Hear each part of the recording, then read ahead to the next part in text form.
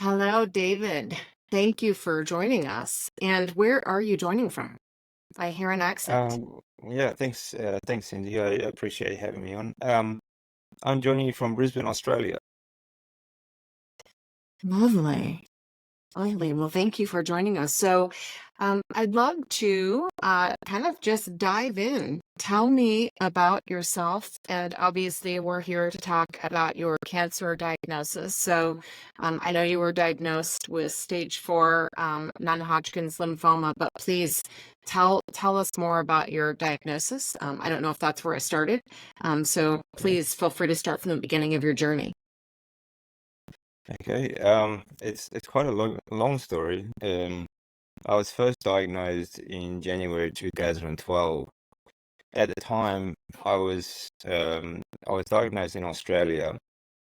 I was on a trip to. I was living in Japan at the time, and I came back to Australia for a 2 week period just over the Christmas holidays in December 2011.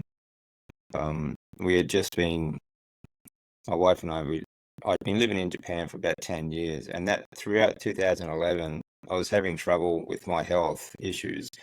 I had abdominal pains, and I was getting colds and flus very easily, and just couldn't stay healthy.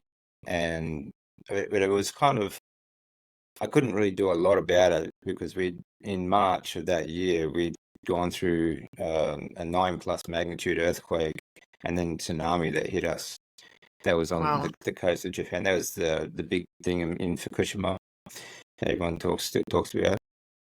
So we spent, you know, most of that year just trying to survive and try and rebuild after that event. So my health really wasn't part of, there really wasn't much I could do about it. But in 2000, but in December that year, I decided to go back to Australia because my family were concerned about everything that was going on at the time. So I just really came back to show them, I'm fine, everything's going to be okay, and I'm still going to live in Japan.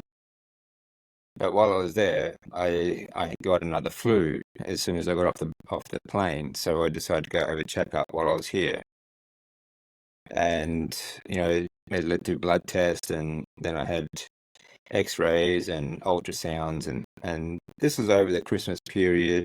I was staying at my parents' place out in the countryside, so it took a few weeks for all this to happen. But he told me, doctor told me that, look, I think there's something serious going on here. And I think you should stay here to get it sorted out. So I had to call my wife, who is still in Japan, and just say, look, I'm not sure when I can come back because I might be a bit sicker than I thought I was. Um, I really didn't feel that bad. I felt, I mean, I had the flu, so I thought, well, that's, you know, I'm sick. Obviously, I have the flu again. Sweetheart. So just, yeah. Um, and the pain I was getting, like abdominal pain, it really, like, it would be a sharp stabbing pain, but it wouldn't last. It'd last a few seconds, and then I was okay, sort of thing. Um, I was still doing a lot of sports, and uh, I really didn't feel that bad. But when the doctor got the test back, he sent them off to a hospital here in the city in Brisbane, and they gave me a call on the 3rd of January and asked me to go in that night. Now, my wife had just arrived because I told her I wouldn't be going back because I was sick. So she decided to come out and to see what's going on for herself. So we couldn't do it that day. So the next day we all took the drive into the city, which is about a 4-hour drive from where we were staying at my parents' place. So then we arrived at the hospital, and all of a sudden we were pretty much just escorted straight to a bed, and I was Mm, surrounded by a team of doctors and nurses. And at this stage, my head was spinning because I'm thinking I that's was not like, good. yeah, I was like, well, they couldn't tell me what was going on. They just said that, this may be something quite serious. We think you have a type of cancer, but we can't tell you what. And of course, my wife, she couldn't speak much English at the time. So everything was a bit confusing. And yeah, as I said, we were still living in Japan and just been rebuilding as well. So it was kind of a very emotional time. Yeah. And I really wasn't thinking about any sort of diagnosis at the time. I was really just thinking about trying to get back home to continue with my work. And I had my business, my home, and everything there. So, but then we start a barrage of tests. It took about a week and a half to get all the results. Some of them quite painful, actually. They took a biopsy of I have a main tumor. The X-rays and ultrasound sounds showed that I had a large tumor about the size of a football wrapped around my aorta. And because it was so big, and I was very small and lean at the time, it had been sitting on other organs, and it had crushed my left kidney, and it had shrunk down to almost nothing. And my Wow. right kidney was down to just 12% flow capacity. So when the test all came back, and between the kidney damage and the diagnosis being follicular lymphoma, a very high stage 4, they gave me maybe 2 months at the outside because it was either it's going to be the kidney failure or the cancer was going to kill me first. It was kind of a race between the two. But at the same time, they give me this Absolutely. diagnosis. Yeah, it was a real, um, my head was just spinning really, and keep giving me all this information about what it is and what it does and all this sort of thing. But it really it's a lot to take in. And at the same time, they give me this diagnosis. They're telling me that I have to stay here and get this fixed, sort of thing. So I've just lost my whole life in Japan as well. So my business, my home, just everything that you build up over a 10-year period. Um, so it basically it left us homeless. So they're giving us this diagnosis, and then I've lost my home and everything else. So we're homeless, and I'm thinking, well, what are we going to do now, sort of thing. But the other thing is follicular lymphoma is a recurring type of blood cancer. So they basically told me that there's nothing you can do about it except go through treatment, and the best you can hope for is a remission period. Mm. Yeah, the more you treat it and the heavier you treat it, the more often it will come back, and the shorter your remission periods will be. And basically, you just need more treatment for the rest of your life if you survive the treatment, which a lot of people don't. Right. So, but that really took a long time to sink in, because at the time, all I really wanted them to do was just dose me up, cut the tumor out, and let me go home, because I wanted to get back to my life. And I was concerned because, I was dragging my wife into this as well. And it was kind of difficult for me to honestly, to ask her to give up her life to come over and look after me, sort of thing. So there was a lot going on, a very emotional sort of time. Yeah. So the original plan was to put me through R-CHOP, a particularly heavy dose chemotherapy. It's like 4 bags of chemotherapy drugs in a 4-hour period, and then followed by a white cell injection the next day. The plan was to do 8 rounds. They call it like a on 21-day cycle. So every 21 days you have the treatment. And it was fairly brutal. There are a lot of side effects that go with chop, including uh, intense bone pain, mouth sores, ulcers. My mouth would be swollen and my tongue swollen with ulcers. Well, So that, like I actually couldn't close my mouth because of the how swollen it was. and was Um, just after the first round? this was every round, Every round it and happened. yeah, um, while you're being treated, you the chemotherapy is so cold that you have what looks like kind of like fits, like an uncontrollable fits, and they cover you up with like a hot blanket to sort of calm your body down a bit. There's quite a lot that happens actually, and you're violent vomiting for weeks, for at least 2 weeks. There's about between treatments about 4 to 5 days where I actually felt normal, like a human being again. So there was a lot of fasting between because I just couldn't keep anything down. I couldn't get anything down. I couldn't get anything, eat at all.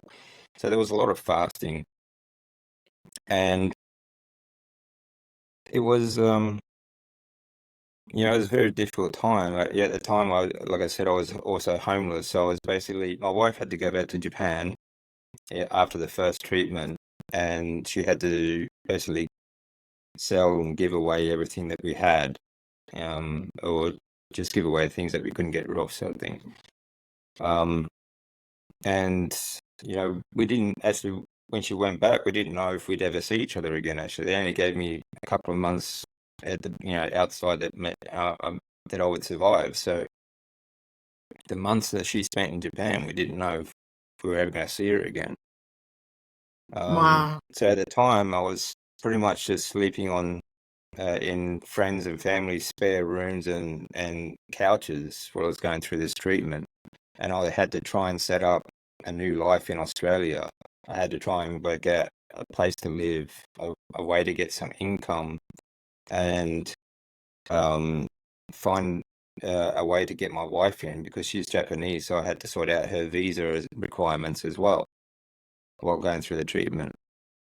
So it's very difficult, very Wow, stressful how kind of time. just throwing everything at you at one time. I mean, surviving the stress of losing your home and all of your stuff to now this diagnosis and the Yeah, treatment and not having your wife here. yeah, yeah. So That enough. I mean, I'm so thankful you're here. It just yeah, me shows the too. power. It shows the power of what we're really capable of. Yeah, yeah. This is one thing I like to tell people because it's amazing how resilient you can be when you need to be. I was just going to use that word resilience. You Yeah. have proven It that. Yeah. Well, I mean, we'd been through the year before were quite stressful as well. Like going through that earthquake and tsunami, and then trying to find. We had to go around. Well, well, basically trying to search for food and water on bicycles for quite some time, and trying to rebuild and help people around us. That was a real lesson for me, a big turning point for us as well. But then this sort of took everything else away, and it's amazing just how resilient your body can be, and you don't realize it until you've sort of had an opportunity to analyze it a bit. When I went through the chop, we did scans along the way, and it wasn't very. I mean, it was good for it actually cleared up my blood, and it it took some time though, but it took about 30% of the tumor away, or it shrunk about 30%. So, um, I got to 8 rounds, and then after that, we did 18 rounds of radiation, targeted radiation on the tumor itself. And then after that, they diagnosed me as a stable stage 2. So they Hmm. put me in a stage 2 remission. Um, Then they And put me I'm on sorry, how a many rounds did you say you had? for radiation, Yeah, 18. 18. Okay. Yeah. So that was every day for 18 days. So that was a cakewalk compared to the art shop. So um then they collected my stem cells, and this was for later use in case they needed for like an autonomous stem cell transplant. Hmm. Um, but the plan was to keep me on a 2-year cycle of rituximab. Rituximab is another type of chemotherapy that's in the R-CHOP. It's the R. The R-CHOP is just an anagram of all the different treatments that you go through, the different types of chemotherapy. And rituximab is the R part, the R-CHOP. So that would be every 2 months. And that wasn't too bad. It left me sick, a little bit nauseous sort of thing for about 4 to 5 days, depending on the month, but it wasn't too bad. So every 2 months for 2 years, and um, this wasn't too bad. The one good thing is at the time when I was going through treatment, when my wife finally did come back to Australia after settling everything in Japan, we could then move into the Leukemia Foundation. They have apartments for people that didn't live near the city. So we actually had a place to stay after that while I was being treated. So that was one relief. It was pretty good. It Yeah. took about 7 months for her to get a visa, but then when I was And the going whole through time the, you're going through this treatment and you don't know if you're gonna survive or not. yeah, that's right. Yeah.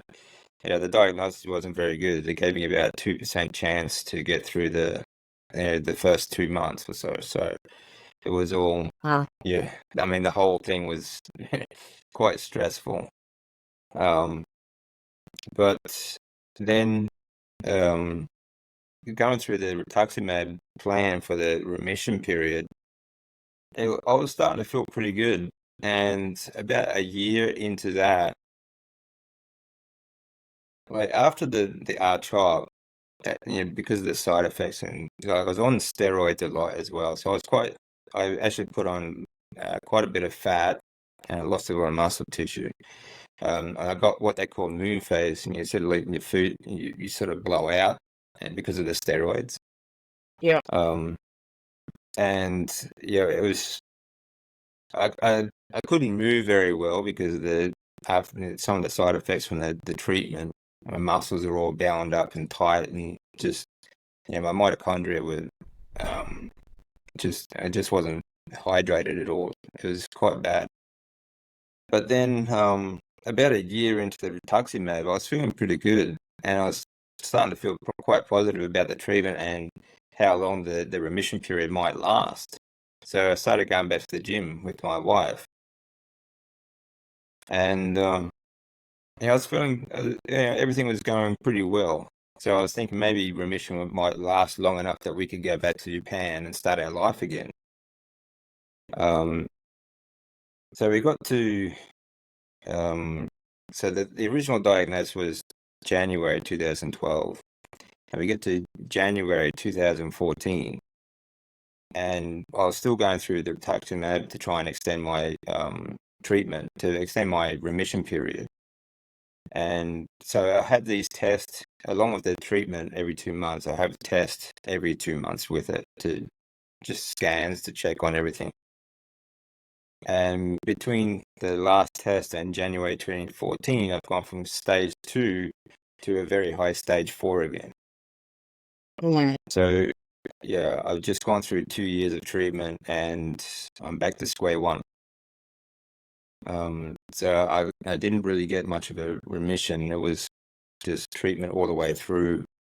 And then that was really demoralizing because I was before that thinking, okay, I feel ready to go back to Japan and start again. And Right. yeah, so then they said, well, I'm sorry, but it's back and it's very high stage 4 again. And that was a bit shattering actually. So they put me into a med a into a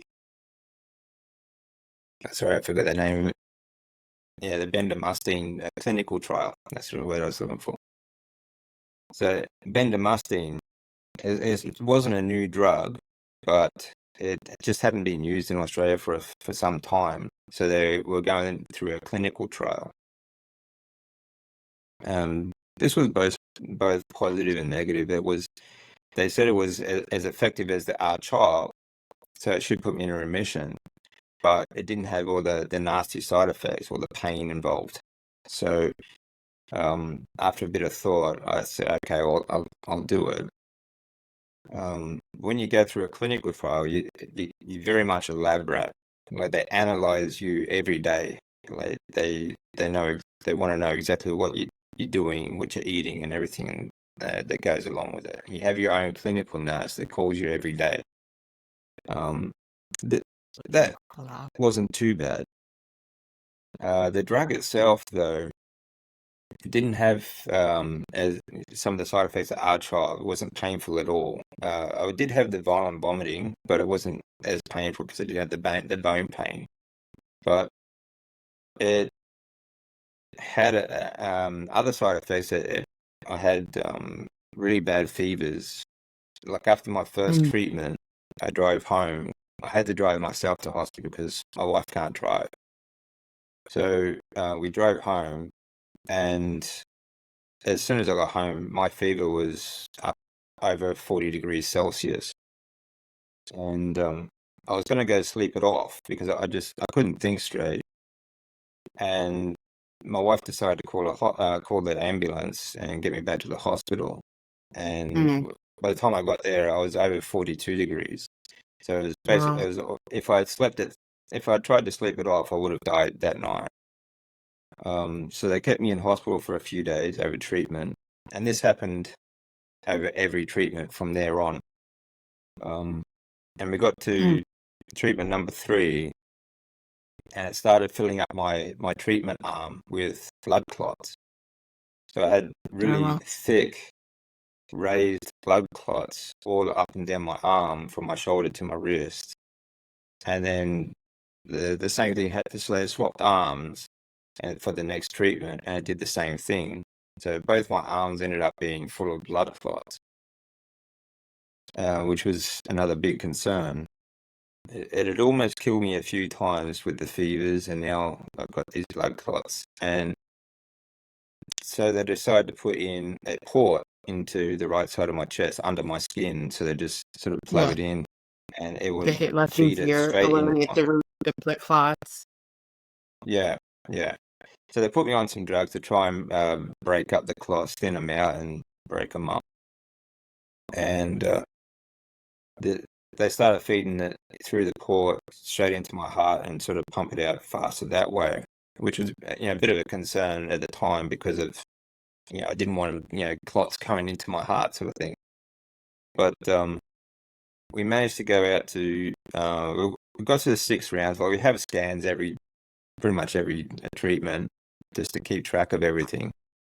And it stopped working by treatment number 3. And so it Yeah. really wasn't doing anything for the cancer at all. But we kept going out to 8 rounds.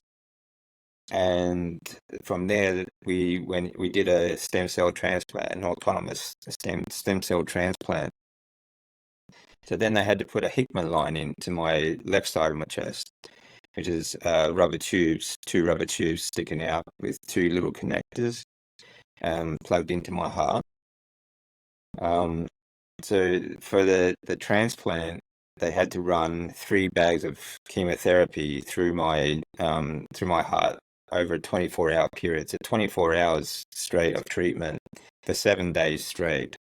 And then on the 8th day, they had reintroduced my stem cells to try and, so basically they break everything down and destroy the body and then try and rebuild it with your stem cells afterwards. And for the first week wasn't too bad. The the problem started when after it had all gone through or started, the Hickman line had an infection in it. Now, normally they would keep these in for after treatment for about after 6 months, but they had to take it out while it was still being treated, and we had to feed it through my arms and the port in my chest, even though my arms still had clots in them. So that was after the infection hit. They quarantined my room, no one in or out, anything like that. Everything was, it was. Yep. I went AFib. My heart went AFib. They couldn't control the fluctuations in my heartbeat. My all of my organs, including my brain, everything was just completely cooked. And for months afterwards, actually, I was always red. My skin was red as the heat came out, like all the radiation came out. I stopped breathing a number of times. It got to a point where the nurses would come in every 10 to 20 minutes just to check that I was still breathing. Wow. I'd wake up on breathing machines, and people trying to keep me going, and so it was a real mess. I couldn't eat It is. anything or It is. drink. It is Yeah, amazing that you are here to tell this story. I mean, it's like, the side effects and things that can happen going through this treatment is one after another. On top of all of the different treatments, you are truly, truly a resilient person. yeah. I think a lot of it comes down to, um, I mean, getting through the treatment is a difficult thing. I think a lot of it came down to I was eating cleanly as well, helped.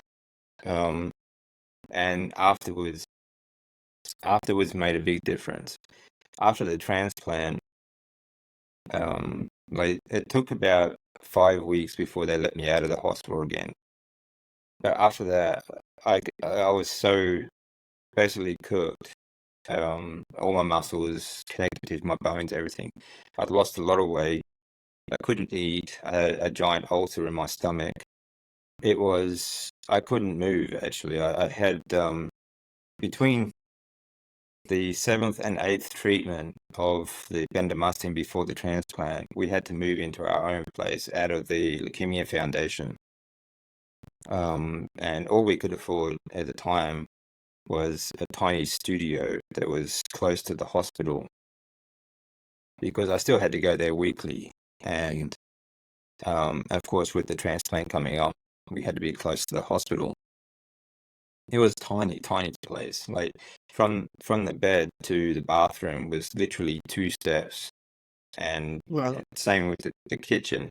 Like kitchen and bathroom, literally 2 steps from the bed. And honestly, I couldn't really do that. So after the transplant, like 5 weeks, I was in hospital for the transplant. I'd gotten over the infection. I was stable enough to go home as long as I could get fluids in. But I couldn't walk. I couldn't move. I couldn't even hold a cup. I couldn't speak very well. Like I said, my brain was cooked as well. I had people visiting and had conversations with people that I can't remember, that like 5 minutes after they left. Even to this day, I can't remember ever seeing them. So, yeah, basically my body was destroyed. it was just shutting it And out. yeah, yeah, that's right. I couldn't think at all. I couldn't concentrate on anything. And it took me, when I got home, it I mean, it took me some time, but I was basically just, I mean, generally speaking, we never eat out anyway. Before all this, we didn't eat out very much, and we sort of trust our own food preparation to ourselves. So going through this treatment was much the same. We always cooked at home, and my wife especially through this period after the transplant, I couldn't move. So she did all my food prep for me. And while I was in hospital, we'd, for the transplant, even, like I couldn't stand the hospital food. All it was, even from the first treatment, hospital food was all carbo, it was all sugar. Mm. Like, people would be hooked up to the chemotherapy and they're bringing around like carts of cakes and cookies and soft drinks and just Mm. utter garbage. I hope that that was only in the US. Sounds Yeah, like in Australia as well. yeah, yeah. Well, yeah, you guys call it like the standard American diet, the sad diet. I just call it the Yeah. standard Western diet. It's the same, and the hospitals are the same. Unfortunately, yeah. I mean, the drugs that a lot of the medications that they put you on drive your blood sugar up, but so does the food. You know, pancakes that are like, I don't know, must be a month old, for Yeah. breakfast, and they're like rubber.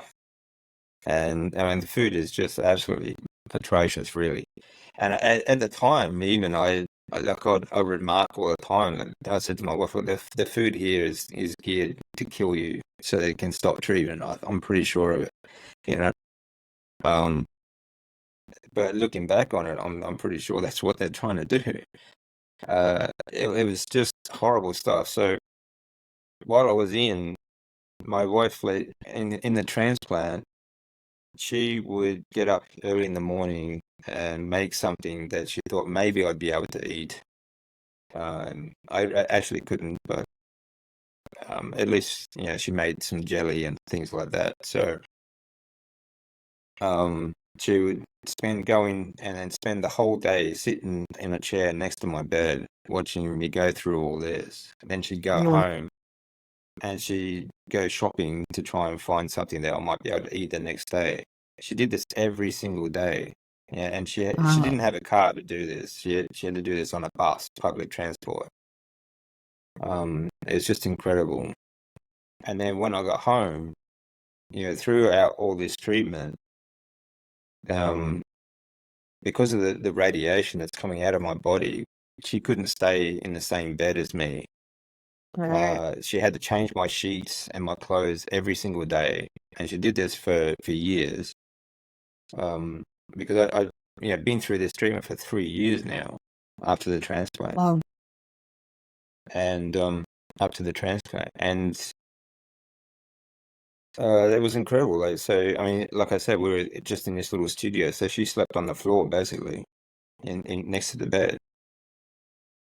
and this was going on for some time, and even after the transplant, this went on for another year, and I mean, I couldn't move. Once I got home, I spent the next 2.5 to 3 years just in bed. I Wow. just It took me, before I got moving again, it was at least 2 years before I could walk enough that even at a slow pace, like half the pace my wife could walk.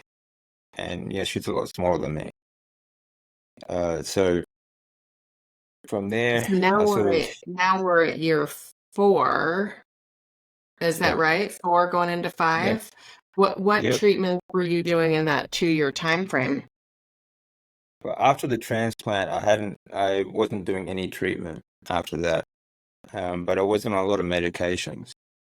So it's all pill form. There's medications, um, a lot of antivirals and other things just to try and keep my immune system going. Because after the transplant, everything had shut down. My lymphatic system wasn't working very well. I was very prone to infections. So, and any kind of, so basically we were living in a bubble. Like my Yeah. wife would go out and do all the shopping on foot, and she'd do this every day, and then she'd come home and she'd shower, change her clothes after going shopping, and wipe everything down with alcohol wipes. And basically that was it for the next couple of years.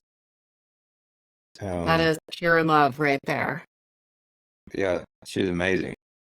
Um, yeah, I mean, a lot of people they wouldn't handle the first diagnosis. But yeah, everything that we've gone through, it's been amazing. What a So I'm beautiful very thought. lucky that way. Yeah. Yeah. Yeah. And And yeah, so now you're getting to the point where you can kind of move and in that 2-year time frame, are you learning more about like what has caused the cancer? And um, now obviously we're talking about metabolic health and kind of that empowerment to be able to yeah, do things. Kind of when did that stuff come into play?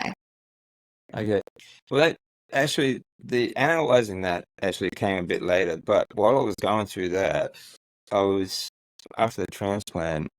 Like I'm a strength coach, so I knew I needed protein to rebuild my body. Mm, Um, but I found myself for the first time in my life, I was literally craving meat, and you know, beforehand, like life was it was always about lean meats, keep your fat intake low, and that sort of stuff. It was just the same education as everyone else, I guess.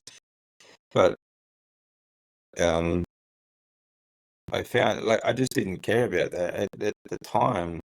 There was still like all these so-called experts are telling me that there's nothing you can do about it. It doesn't matter what you eat. And some of the dietary advice I got throughout those first few years were things like, don't worry about eating junk food because it's so low in nutrients it can't feed the cancer. Ridiculous dietary advice like that. I'm not even sure I Yeah, understand that thought yeah, process. yeah. It's unbelievable. Like I was actually next to the hospital was like a Americans call it Burger King. We call it Hungry Yeah. Jacks in Australia. Like they'd say, oh, if I wanted to leave the hospital and get something to eat, that's one of the top suggestions they gave to me was, oh, just go next door to Hungry Jacks. I'm like, no thanks. um, and the food in the hospital, like I said, the hospital food itself is just unbearable, like unedible sort of stuff. And downstairs, there's um, cafeteria food was just as bad. It was, it's all sugar and just, I couldn't believe at the time that people were actually eating that stuff. And now, knowing what I know now, it's even worse. Um, Yeah.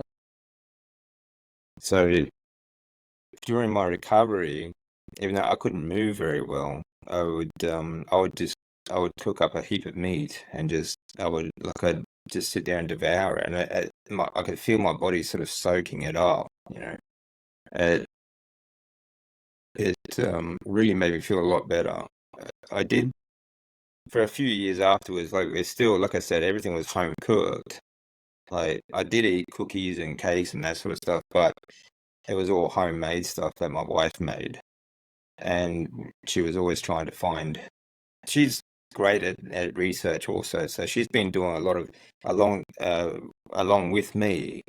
We've been both been trying to figure out new ways or better ways to eat to try and improve my immune system and try and get me moving again.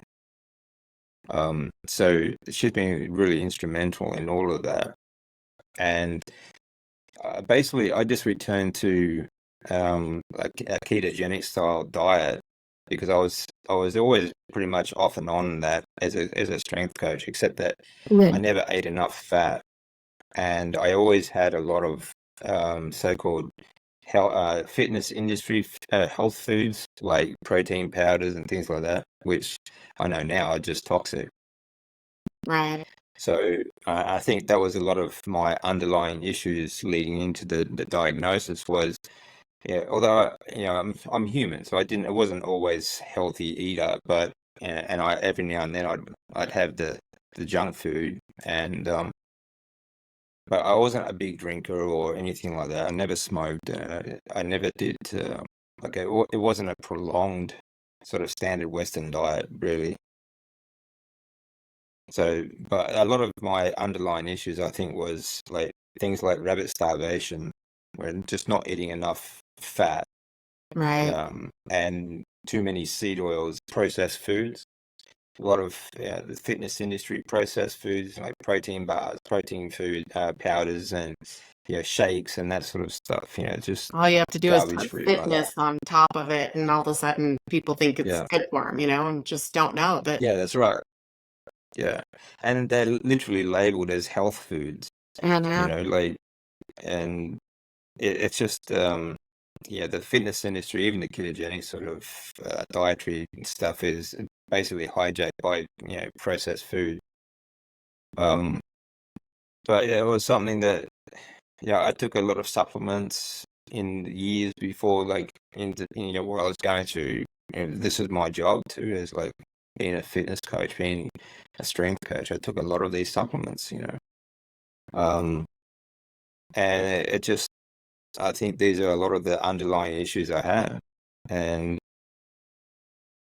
so coming out of that, coming out of the transplant and not being able to move, I I did, it took me a long time to sort of get my head around this sort of stuff was part of the problem that caused it. So I did actually use some of it, like protein powders and things coming out of it, but I was eating a lot more meat because Mm. like if I had a choice of more, like the rest of my life is supposed to be more and more of this treatment. And with follicular lymphoma, you basically every blood test it could be back.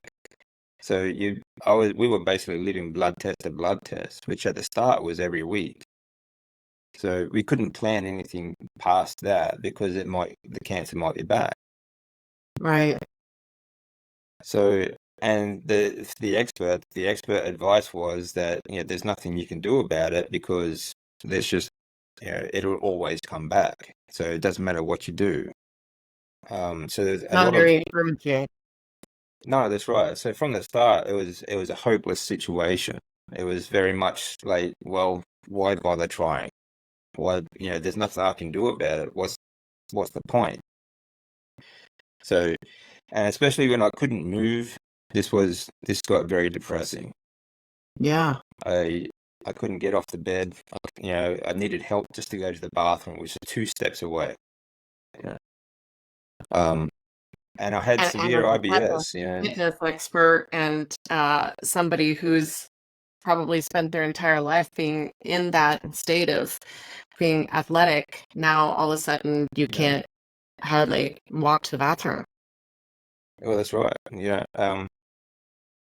Yeah, in my 20s and 30s, before even not long before the transplant, the original diagnosis, I did marathons, I did triathlons, I did a lot of lifting. Like the day before I left Japan for Australia in 2011, I was at the gym. Like I did 250-kilo deadlifts. So I was feeling good. Even with stage 4 blood cancer, I was still lifting.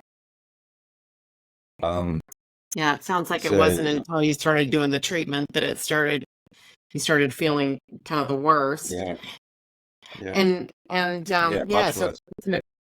so um now we're kind of into that year 5 and beyond. What has it been looking like since then?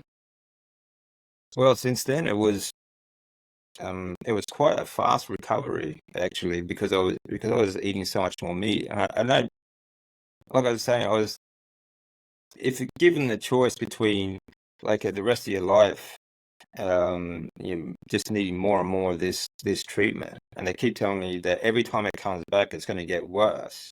Like I've already been stage 4 twice, and I've gone through this transplant. How much worse could it get? You It know, doesn't sound like it could have I gotten much stopped. worse from you. No, that's right. I mean, I'd already stopped breathing a number of times, and there's a few times where I pretty much was gone.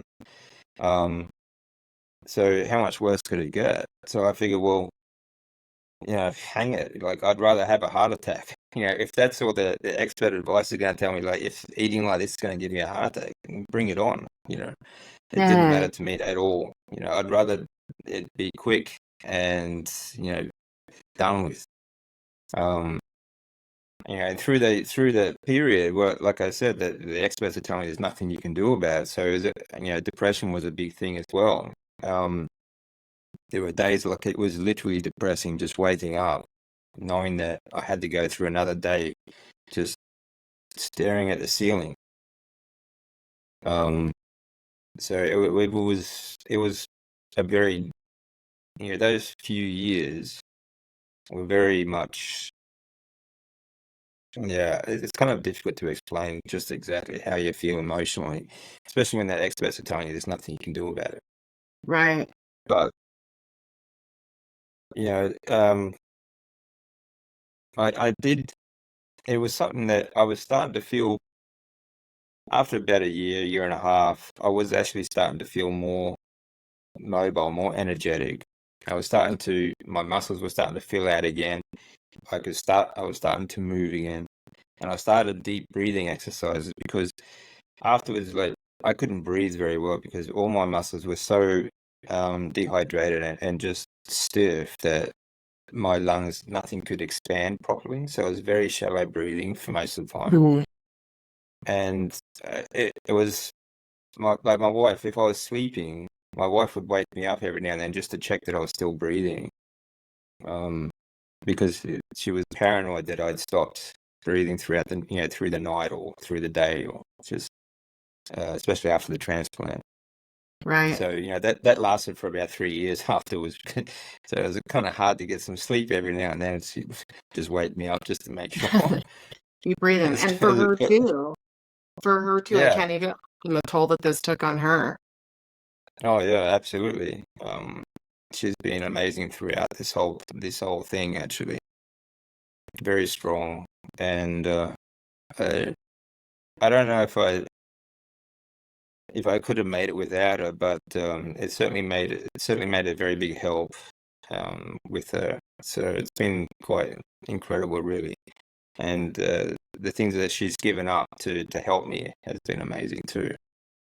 Um, but when I started to realize that even though I went on back to a ketogenic style diet, I was increasing my fat intake. It took me some time to realize, like a couple of years afterwards, I started realizing that, well, I'm cruising along pretty well at the moment. I've eliminated a lot of the carbs that I had before, so I was very low carb still. But I still did have my fruit and vegetables. I loved fruit, and my wife's Japanese, so we did a lot of rice dishes as well. But of course, again, we never eat out. I mean, and all our ingredients are very limited. Clean. And yeah, very clean food. Even the carbohydrate side of things are very clean. And it took me some time to realize this, that because I was still going through a very emotional sort of period as well. But after a couple of years, I realized that I'm cruising along very well. My blood tests now have extended out from 1 week out to 6 months, every 6 months, Mm. and I'm feeling pretty good. But it's still in the back of your mind, like every blood test is like, is it going to be this time? So about a week in before my blood test is always quite stressful. We Is call it it going to be that? lab anxiety. Yeah, yeah, that's right. Um, but it got to, let me see, about 5 years later, into it, 5.5 years, I'm walking again, and I'm starting to go shopping with my wife. I still had a walking stick, still needed a little bit of help. It was very stiff still. But I'm moving, and that is a dramatic mind shift as well. Getting out of the bed was very important to me. Um, I was breathing normally. I was doing pretty well. And it took me about another 2 years after that as my wife suggested, that I go back to the gym. I put on quite a bit of weight because I still was very sedentary. So I was about 120 kilos for my height. So I was very chubby. But it was quite exciting, actually. At one time, small celebrations helped as well. When I was walking one day, we had to run across the road because traffic was coming. And that was the first time I had actually moved that fast in years. Yeah. So like I ran for like 20 meters. That was it. And we got to the other side of the road and we literally celebrated. I was Like like, I did wow, it. did you see that? I Wow. just ran across the road. It was amazing, Yeah. you know. Um, Wow. but then it's sometime after that, yeah. So about 8 year mark, uh, my wife said, "Okay, how about you come to the gym with me?" Because she's still going to the gym every day, and that was pretty much the only time that she got to herself was the couple of hours she'd go to the gym and get outside and do something. Um, so I went back to the gym, and that was a good dramatic mind shift for me as well. And it helped me because I had a reason to sort of clean up my diet as well, and I Yeah. started, limiting more sugars as well.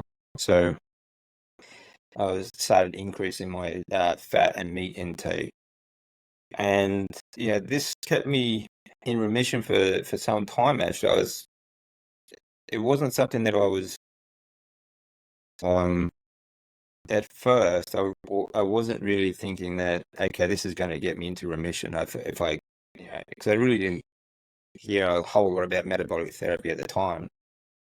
But then I started, and while all this is going on, I started finding people like um, Professor Seafried and Yeah. and and other people that are talking about metabolic therapy. And um, I was starting to feel like I didn't know. I mean, no one had done anything on follicular lymphoma, and I didn't know if it was going to do anything for the cancer itself. Um, but also, all I was really looking for it was something to help me improve my immune system. Because throughout this period, I still had like a cold would set me back months. Like Mm. a cold would last me 3 months. A flu would put me back in the hospital. Um, and more medications and so on. Like when I first came back out of the hospital, I was on bags of medication. Like two shopping bags would come back with me. Prescription medications. Prescription medications. Yeah. And half of them were to make up for side effects of the first half, Yeah. you know. So Yeah. it was crazy. Um, but and so eventually I just kept eliminating more and more carbohydrates, and now I'm very strict, almost zero carbohydrates. So basically, I'm what they call carnivore diet, Yeah. a very high fat diet. Um, I my fat intake in grams is about double my protein intake, and my immune system is now stronger than it's ever been. Wow. My lymphatic system is completely healed. Um, all my blood markers right across the panel are now in a normal healthy range, Wow. which throughout the years has slowly progressed. But when I came out of the transplant, I was like basically my blood panel were about half of like the very bottom marker of a normal healthy range. So yeah, it was a very unstable period. Um, so it's just been a remarkable journey for me to sort of wrap my head around the fact that all our nutritional education, even like college, when I was in college, my professors were it's all about calories. Yeah. Calories in versus calories out, all that ridiculous garbage. And I think back now, and I regret the fact that I actually took that on board as well, because that's what I would prescribe for people as well. And like, just keep your calories down, you'd be okay. But it's the nutrients that we thrive on. Yeah. If it was all about calories, you could basically, as long as you capped it, you could eat ice cream all day. It'd be no problem. Right. you know. Right. Right. Um, You do hear that s- all the time, or that kind yeah, of that misperception, especially in the bodybuilding or health fitness world, where yeah, they say, hey, just, calories, calories, calories, and fitness. 80% is calories in and calories out, and 20% is working out. And our bodies are Yeah. just a lot more complex than that. They Oh, need the right absolutely. nutrients. Yeah, that's right. Yeah. I mean, it's amazing too that like our food doesn't. I mean, our bodies are more complicated than that, but our food is not that complicated. It's so No, easy. we It make it it really complicated. is. Yeah, we make it complicated. We overthink it. You know. Um. We're smart enough to think that we can. Well, smart enough to think that we can make our own food, but stupid enough to eat it. Yeah, Um. And it's the when I first started sort of talking about this, I was still very much like a ketogenic sort of style. So I've been what they call carnivore now for over about a year and a half. Before that, um, I was still ketogenic. I still had my fruit and vegetables, but very limited portions. There's always a side dish, yeah, it's sort of around my meat. But I was feeling really good. I was feeling great actually. And I was, 8 years into remission, and everything was cruising along very well. But since then, the difference has been like that over. It's just been incredible. The last year and a half, all my blood panels are perfect. And I'm still very active back in the gym, and it's still the improvements that it has shown me is um, still quite shocking to me, even to myself, at how resilient the body can be. Uh, One of the biggest things that I've found, like one of the biggest improvements, not just my immune system, not just my blood panels or the movement that I've got now. Like I'm in the gym now most days of the week. I'm outside. I love going outside, and I just love to move. After so long in bed, movement is a wonderful thing. It's a freedom. Um, Mhm. but I'm now medication free. I'm supplement free. I'm completely independent, and the difference in my cognitive function has been one of the biggest improvements that has been just life-saving for me as well. Because it's like I said, after the transplant, for years afterwards, I had trouble speaking. And that is something that I still get stuck on every now and then, but it is improving still. Um, my memory was shot. I couldn't remember conversations or ever seeing people, um, even for years afterwards. I I couldn't concentrate. I couldn't focus on anything. I couldn't sit down and even watch a movie. 10 minutes Right. into it, I'd be lost. So it was to regain cognitive function, being able to concentrate, to being able to speak to people again, to actually hold a conversation. That has been a really big improvement for me too. It's been absolutely fantastic. And as I said, it just keeps on improving. Um, and my health is I still haven't reached a period like a cap where I think, okay, this is where I think this is as good as it gets. It's still going, so it feels fantastic. Wow. Congratulations. I mean, you were literally on your deathbed, so you felt Yeah, the lowest of low, the lowest you can feel right before death, yeah, and then rebuilt from there. So I'm sure the appreciation that you have for some of the little things is higher than most of us will ever know. That I do have to say that that is one of the most incredible stories that I've heard. Congratulations. yeah. Thank you. It has been quite a journey, and this is why I don't mind telling it, because I want people to understand that it doesn't matter where you're coming from. You can always make some improvement, and you will be surprised just how resilient your body can be once given the right food, the right Mhm. nutrients, and I mean, there's more to it. I mean, things like um, sunlight and breathing, and some of the things that I do, I like deep breathing exercise, and grounding are things that I like doing as well. Um, but it all starts, I mean, it started for me with the food, Yeah. but you really can come from a long way. It takes time. It's taken me, I'm now in remission 9.5 years.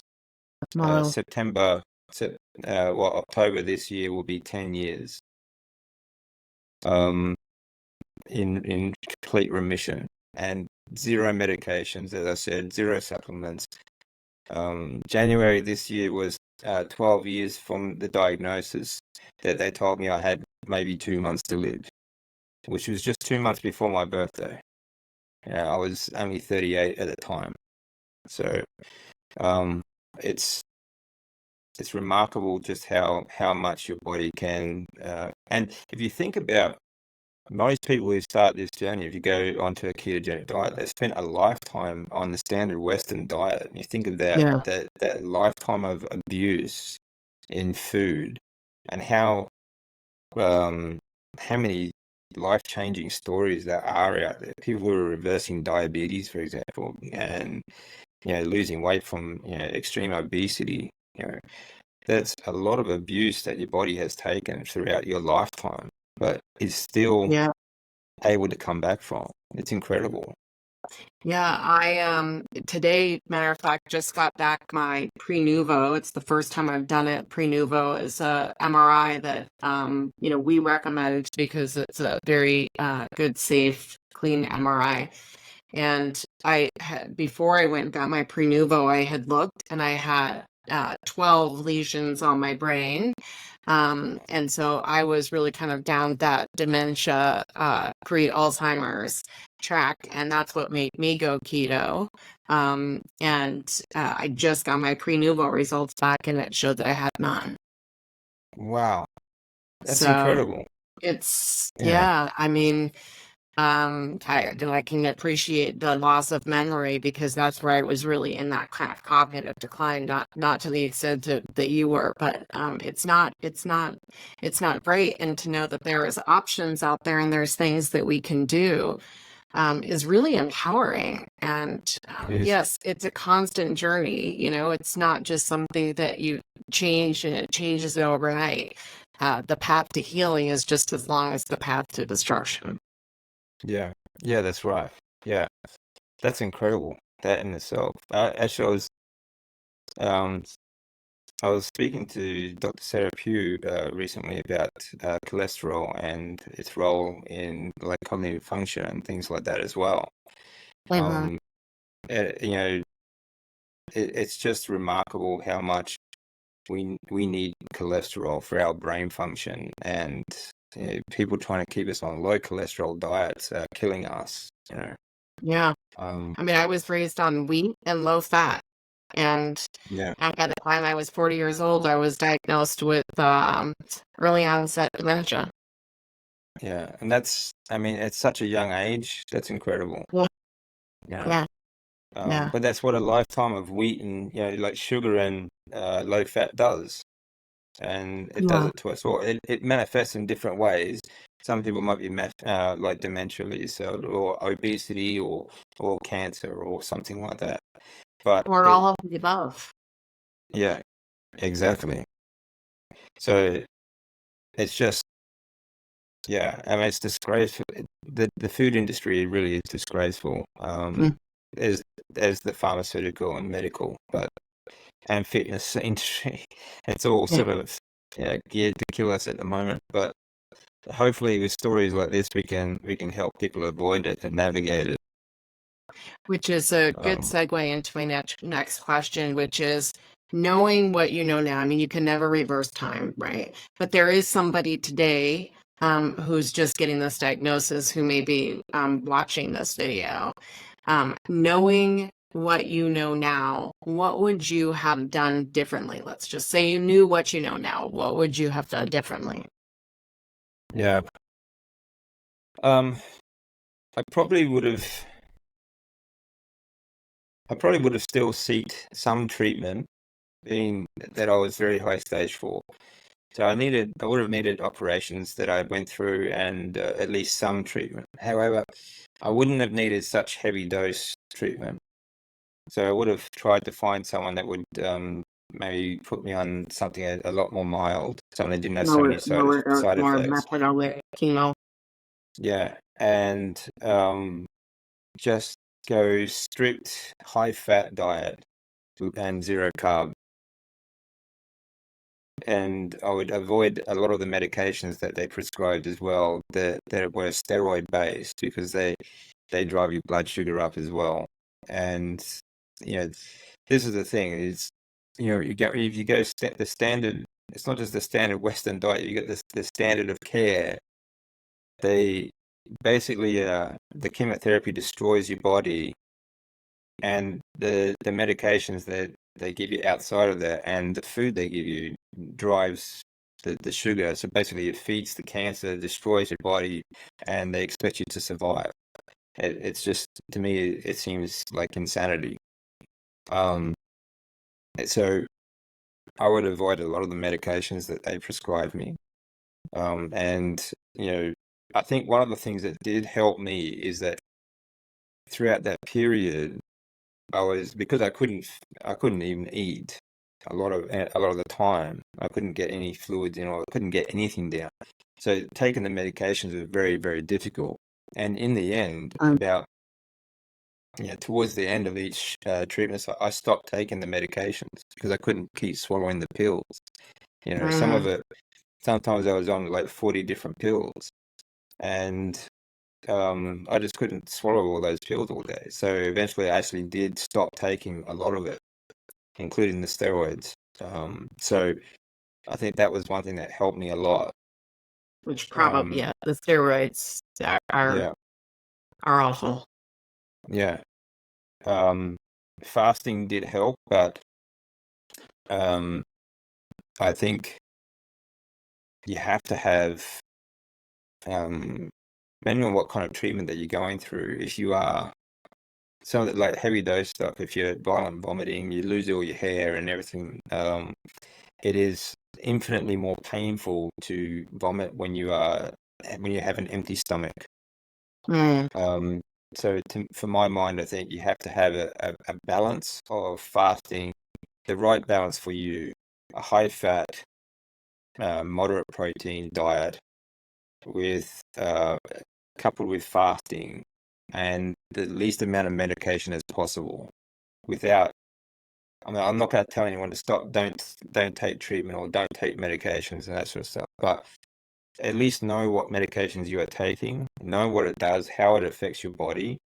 Like I said, steroids will drive your blood sugar up, which feeds the cancer. So know what you're taking and know why you're taking it. I think that's important. And a lot of us don't. Here in the US, there are possibilities, and people. So one, we have, we train clinicians, and we have a lot of clinicians trained in the US. I will tell you, we don't have one that is signed up from Australia, and we have one that is signed up from New Zealand. So I'd love to get your perspective on that. The other thing I will just kind of to go alongside that, here we can empower patients to talk to their oncologist about lower dose chemo, which we call metronomic chemo, but lower dose, less toxic, so that we can push that back. We can push the tumor and the growth back while we work on fixing the metabolic health. And we do see that has a much higher efficacy than giving kind of that full dose. So is that something in Australia that you even see as an option? And I don't know if you know this answer, and why practitioners from Australia are not taking our course and learning this information. Yeah, that's not something I've seen in Australia or heard of in Australia. I've heard of being in Australia or as even close to an option. It's very much so we have what's called a Medicare system, and It's basically owned, well, it's all taxpayer funded, and it's basically run by pharmaceutical. Basically, our country is owned by pharmaceutical companies. So there's a lot of restriction. Even while I was going through treatment and years afterwards with medication, my oncologist actually had to get permission to write a prescription for me from an accountant in the hospital. That's how bad it is. Hmm. Wow. Yeah. Is there any private insurance there? Or any Yes, there doctors that are is. operating Yeah. outside of Yeah, there that are private system? hospitals. There are private hospitals and private insurance that's extremely expensive here in Australia, though. Um, but as far as treatment goes, that's not something that's, especially not in the public realm anyway. And as far as doctors here, if they want to keep their medical license, they pretty much just follow the standard of care. Mm, Yeah, unfortunately, it's just at the moment, at least, it's not an option for most people, I don't think. And I certainly haven't seen anything like it. Even in the like Leukemia Foundation, they have their own blood cancer research and things like that. But everything here, it's all about the genetic cause, not the metabolic therapies, unfortunately. so what do There are your some good. doctors and oncologists say now? Well, my oncologist actually is very good. He's a very nice guy. He himself, though, can't believe the difference either. And, he can't believe that I've been in remission for so long as well. And the fact that, I mean, he thinks I'm superhuman at the moment. So, You might be a you know, little superhuman too. You went through a lot. yeah, he sort of nicknamed me the machine because when they did collect my stem cells, actually, my viable count for stem cells were 99.4% viable. So so ever since then, he's called me the machine. So I've Yeah. been lucky that way, I guess. Um, but I think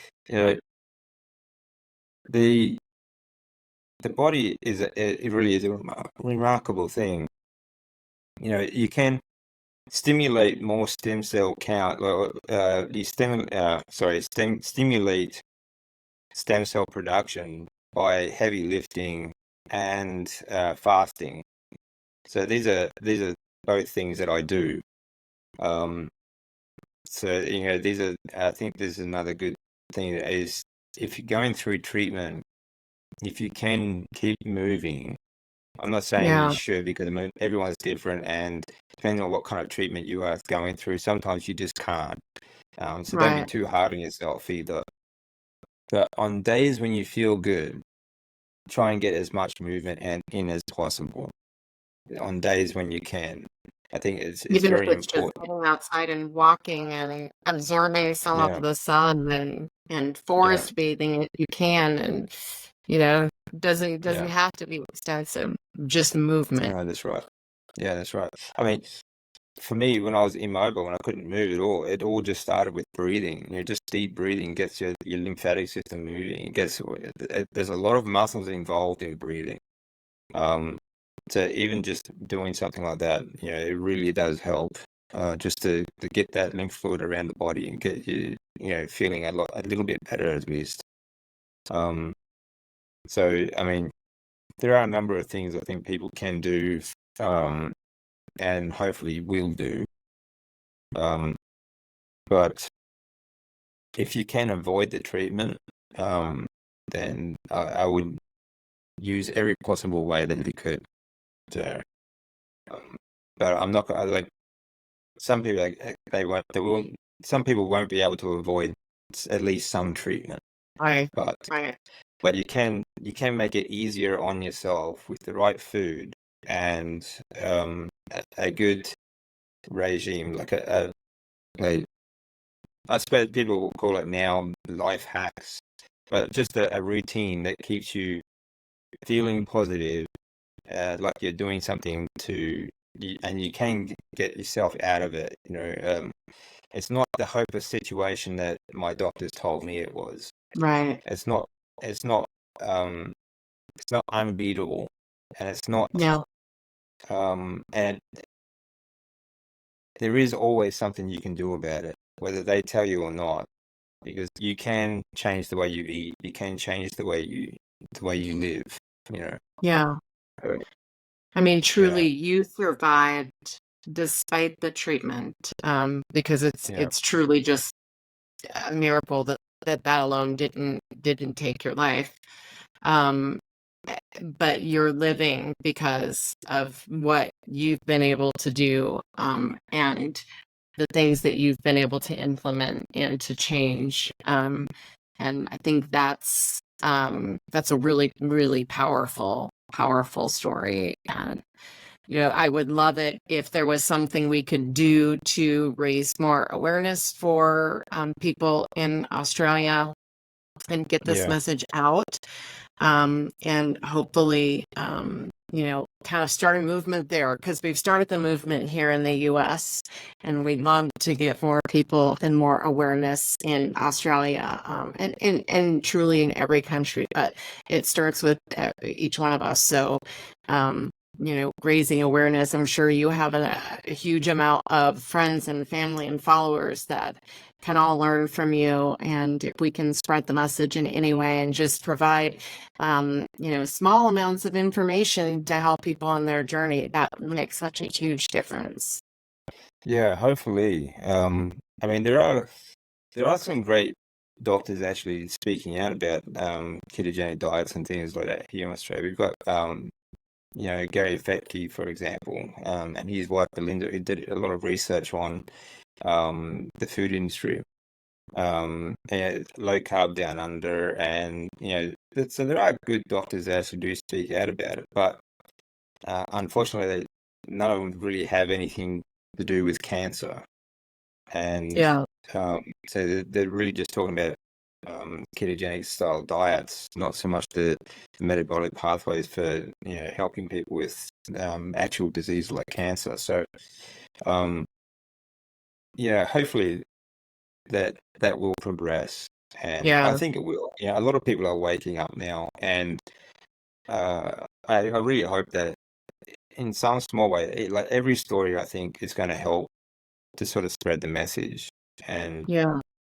um, yeah, Well, and for like I said, those that are listening, if you're in Australia, and I'll post it in the show notes, we have resources. We have links on our website, on our research page, with links to information about fasting with chemo, doing a ketogenic diet, and other therapies, photodynamic therapy, and there's a number of different therapies, ozone therapy, that are out there that can all be effective tools that can be used in conjunction or in lieu of some of those other treatments. So we'll make sure to get that information out there. And David, what's next for you? um, yeah, that's a good question. Well, hopefully, like I said, hopefully this sort of thing, trying to spread the word, trying to show people that doesn't matter how far gone you are, you can come back. And try and just bring a positive message to the fact that um, it's not always a hopeless situation, for one. Yeah. And if I know it does take time, patience is not one of people's biggest virtues, but um, I know what it's like when sometimes you can't see a future for yourself. Um, but I look at it as like driving at night. Sometimes you get to a point like you can only see as far as the headlights will allow you to drive at night. Okay, Uh, but then you get to that point and you can see a little further, and you yeah. see a little further as you go. So for me, it was like I couldn't do much. All I could do was start breathing. So I did what I could. So right now, I look at it as okay, what can I do right now? And then I did it. And once I could do that and do it well, where I go, what can I do now next? And it just progresses. And every little baby step becomes a little bit bigger and a little bit faster. And, eventually you get there. Um, Yeah. I know it sometimes looks like there's a mountain in front of you that there's just so much to do, or there's so much to get past that you can't do it. But no one says you have to take it in one leap. If you just focus on the next step, just one step at a time, one day at a time, one meal at a time, if you have to, yeah, you will get there. It's all, you may move slow to start with, but eventually one step forward is still one step closer. Yeah. Yeah. So true. Well, thank you so, so much for sharing. I'm still in awe of everything that you've been through, and that you're here to talk about it, and for being so vulnerable and sharing your story. It's not an easy short story to tell. It's not So, it's not one that that comes with this way of just being very, for men, we talk about this a little bit. For men, the whole process can be very shameful. And for men also to come forward and tell their story is not common. And I really, really appreciate you being willing to do that. And I also just want to give a huge shout out to your wife.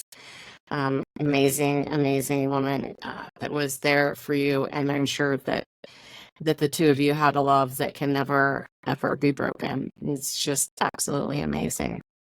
yeah, no, we'll always, yeah, she's been amazing for me, and yeah, it's not like I tell people, it's not just my story, it's our story. Mhm. She's been through it with me. Um, she hasn't experienced the treatment itself, but she's been there every step of the way. So um, it's not something, I think that's a bond there that will never be broken for us. Yeah, absolutely. Well, thank you so much. Congratulations. And I look forward to getting another update from you in the near Yeah, future. absolutely, anytime. And thank you, and congratulations on your results too. I think that's amazing as well. Absolutely Yeah. incredible. Yeah. Thank you. Thank you. Thank you. All Okay, right. you have And a have a great nice day. one. Bye bye. Thank you.